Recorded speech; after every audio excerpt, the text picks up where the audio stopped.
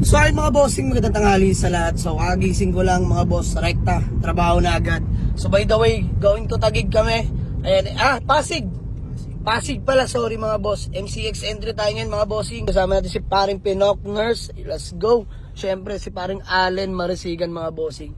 So ayan, 1-3. Grabe naman yan. Laki ng balance mga bossing. By the way, convoy natin ang ating Toyota Vios.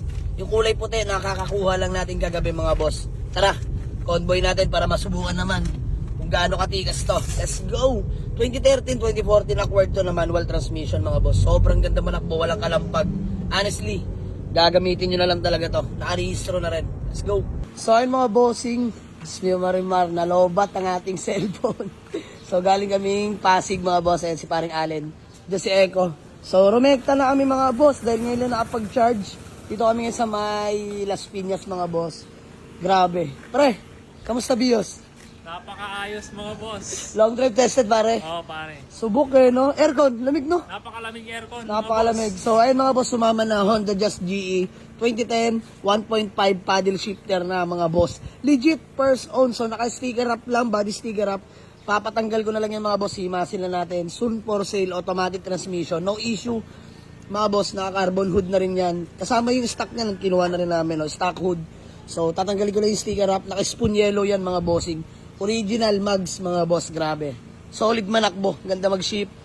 Paddle shifter, okay rin, working. Ma-share ko lang mga boss, dito naman kami ngayon sa may Las Piñas, grabe. Long drive tested ang ating convoy, Toyota Vios. At kung bakit andito kami, mga bossing, dahil papakabitan na natin to ng Euro decals, mga bossing. So yan, papakabit natin konting landi lang sa decals mga boss. Habang nagpapakabit ng Euro decals, waiting kami sa mga unit na papasok. So dito kami sa may Las Piñas, PM lang yung mga bossing. Baka may mamasok pa dyan, kunin na agad namin. Let's go. So press ko na yun doon. Pogi ng adjust natin mga bossing. 1.5 paddle shifter yan mga boss. Nangupas na yung carbon hood.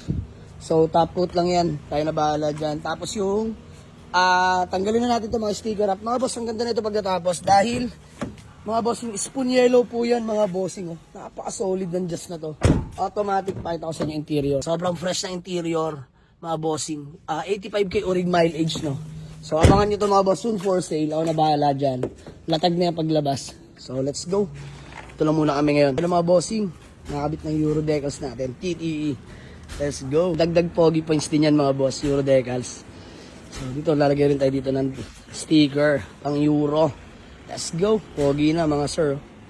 Sheesh. Tanggal na rin to. Opo.